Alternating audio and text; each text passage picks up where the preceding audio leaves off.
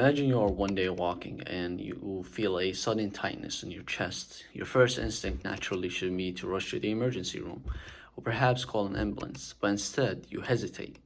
You wonder, can I afford this? Will this possibly bankrupt me? I'm already struggling financially as it is. Will this worsen my condition? That pause, that moment of decision could be the difference between life and death. Yeah, as unfortunate as it is not just a story. It is the reality of millions of Americans who avoid medical care due to the tremendous, overwhelming, and even ridiculous cost.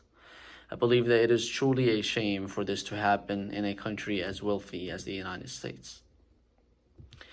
In and throughout today's speech, I will aim to convince you why the United States of America should provide free, publicly funded healthcare for all of its citizens. To start off, we have to recognize that healthcare is not a luxury. It is a human right, and we must address it as such. The United States must transition to a universal healthcare system, one that provides medical care for all, easy and free and easily accessible to all those who need it, because it can and will potentially save millions of lives, reduce overall costs, promote or improve economic productivity, and bring us more in line with other successful countries around the world. Firstly, and starting off with the most obvious reason, free healthcare saves lives. According to a 2023 report from the Kaiser Family Foundation, nearly 30 million Americans don't have health insurance, and many more are underinsured.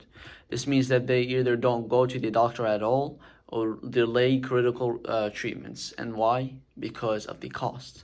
Conversely, and according to a 2022 study published in The Lancet, estimated that a Medicare for All system in the United States could prevent over 68,000 deaths per year.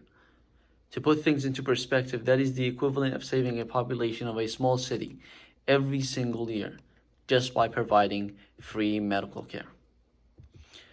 Secondly, and contrary to what many may believe, free healthcare actually saves money.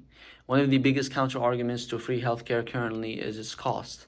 And although there certainly will be costs, which will primarily be covered by our taxes, we already spend far more on healthcare than any other country. The US currently spends 17% of its GDP on healthcare, more than double the OECD average.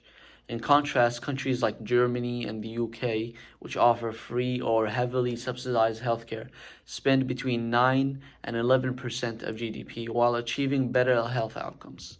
In fact, the same Lancet study mentioned earlier projected that switching to a single-payer system in the United States would save about $450 billion annually through reduced administrative costs, better drug pricing, and a healthier population overall. Thirdly, universal healthcare would improve the economy by creating a healthier and more secure workforce. According to the National Bureau of Economic Research, in a study conducted in 2022, workers in countries with universal healthcare are more likely to start small businesses, take entrepreneurial risks, and remain productive. In contrast, Americans often stay in jobs they hate just for the insurance. This is not freedom, this is economic bondage. Now that we have listed some reasons for why the United States must or should adopt a free healthcare system, let's look at real-world examples from other nations with this system having already been implemented. Starting with the UK, for example, the National Health Service, NHS, founded in 1948, provides free healthcare to all citizens at point of use. A 2020 report from the King's Fund showed that despite some funding challenges, the NHS delivers better infant mortality rates and higher patient satisfaction than the United States system. Canada also has a single-payer healthcare system. While it's often sometimes criticized for long wait times and non-emergency procedures, the Commonwealth Fund ranks Canada's system above the United States in terms of equity, administrative efficiency, and overall access. Moreover, no one in Canada receives a $100,000 medical bill after a hospital stay, which is noteworthy on its own. Now, and without a doubt, there will be concerns, many of which are valid, such as taxes skyrocketing, and as to the inefficiency of a government-run healthcare. And yes, taxes may rise, but overall costs will fall. A 2023 study by the Peterson KFF Health System Tracker found that the average American family spends over $22,000 a year on health-related costs. With a universal system, most families would end up paying less, not more.